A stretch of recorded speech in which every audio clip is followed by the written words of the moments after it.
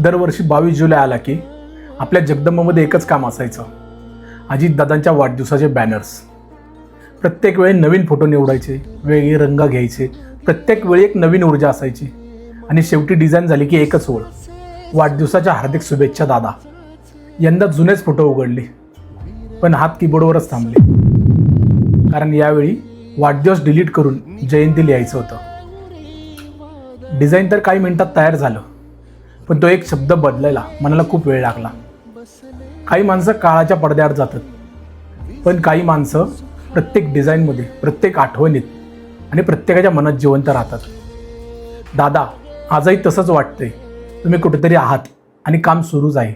नाही रे, राजकारण लय वंगाळ आहे. आता काय सांगायचं, पण आता काय, तुम्ही धंदा पाणी करा, मस्तपैकी राहा.